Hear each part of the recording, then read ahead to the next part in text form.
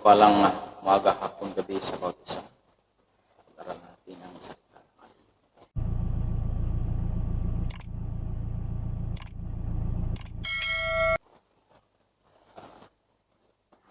Patuloy tayo sa pag-aaral ng salita ng ating Panginoon. Kaya ito ay may kinalaman sa serye ng ating pagiging katiwala. Alright. So isang kabataan na ang pangalan ay si Christopher. 15 taong gulang, siya ay nabaril sa isang street ng Chicago. So ilang kilometro lang ang layo sa ospital ng pinangyarihan ng krimen. So pinagsikapan ng kanyang mga kaibigan na dalhin si Christopher sa ospital para maisalba ang kanyang buhay. So nung malapit na sila sa ospital, ang ginawa ng kanyang mga kaibigan ay tumakbo at pagkatapos pumasok sa loob ng ospital. At ang sabi nila, kinakailangan kunin ng mga nurses, ng mga paramedic ang batang ito upang maisalba ang kanyang buhay. Ngunit sinabi ng mga nasa hospital na utos po sa amin na kami ay hindi maaaring lumabas o umalis hanggat kami ay naka-duty. So at yun ang aming policy, ang sabi ng nurse.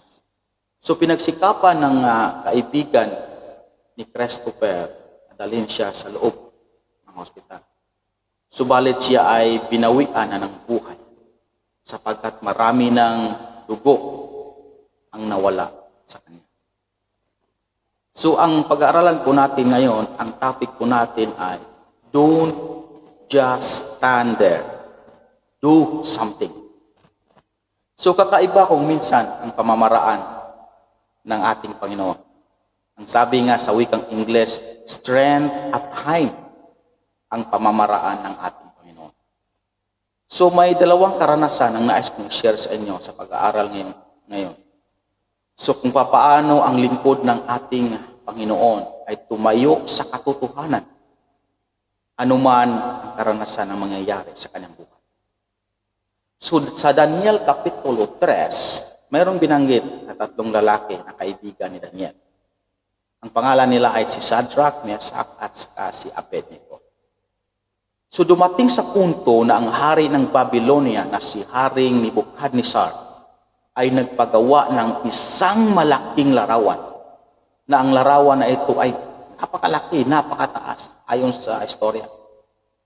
Ang taas nito ay mayroong 9 stories tall and 9 feet wide. So nangangahulugan na napakalaki larawan ito sapagkat nais ng hari ng Babylonia na mapagsawalang hanggan ang kanyang kaharian.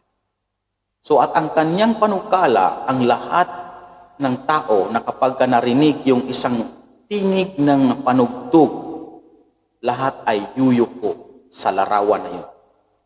Sapagkat ang larawan na yun ay kumakatawan sa hari ng Babylon. Subalit ang 3 lingkod ng ating Panginoon ay si Shadrach, Meshach at saka si Abednego, hindi sila yuyuko sa larawan. Nagpalagay na lang natin na maaring sila ay magbalat na yuyuko, sabihin nilang yuyuko sila, pero sa kanilang puso at sa kanilang isipan ay hindi sila yuyuko. Marahil magkunwari silang magyuyuko, magtatali sila ng kanilang mga sintas sa paa. Right? Pero binabuti nila na hindi sila yuyuko sa larawan at tatayo sila sa katotohanan. Sapagkat ang utos ng hari, sino man na hindi sasamba sa kanilang Diyos o sa aking Diyos, siya ay ihahagis sa pamamagitan ng hurnong apoy. Na itong hurnong apoy na ito ayon sa istorya, 7 beses pinapainit ang hurnong ito. Subalit ang 3 lingkod ng ating Panginoon ay tumayo sila sa katotohanan. Hindi sila yuyuko sa larawan sapagkat nangangahulugan na sa kanilang pagyuko sa larawan, sila ay tumatalikod sa Diyos na kanilang sinasamba. Ang sabi ng ating Biblia, sapagkat sila ay naharap sa hari, ang wika dito sa versikulo 16 hanggang 17 ng Daniel Kapitulo 3. Ganito ang ating mababasa. Si Shadrach, Meshach, at saka si Abednego ay nagsasabi sa hari, O Haring Nebuchadnezzar, kami ay walang kailanmang magsisagot sa iyo sa mga bagay. 17. Narito ang aming Diyos na makapagliligtas sa amin sa mababangis na purnong naninigas at ililigtas niya kami sa iyong kamay, O Hari. Alright, yun po sabi. So, ang sagot ng tatlong Hebreo, tatlong Israelite, hindi sila yuyuko sa larawan. At alam naman natin ang nangyari sapagkat sila nga ay nagpasyang hindi yuyuko sa larawan. Bagamat sila ay binigyan ng pagkakataon ng hari ng Babylonia, subalit sila ay naninindigan sa kanilang katotohanan na sila ay hindi yuyuko sa larawan. At ngayon, sila ngayon ay inihagis sa purnong apoy na 7 beses pinapainit. At alam natin ang nangyari sa history. Yung mga naghagis sa kanila, sila yung nangamatay.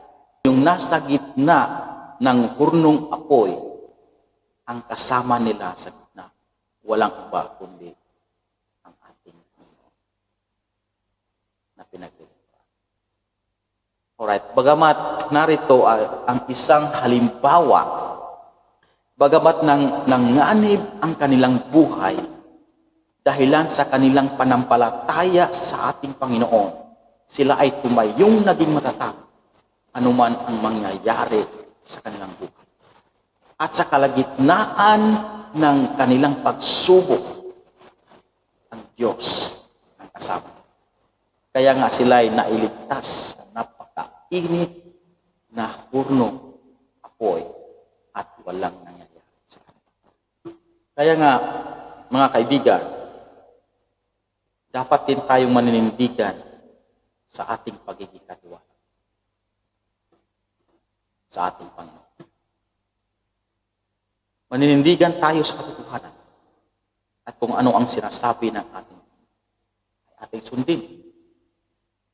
Sapagkat ang sabi nga ni Apostol Pablo, kung ang Diyos ang kakampi natin, sino ang laban sa atin?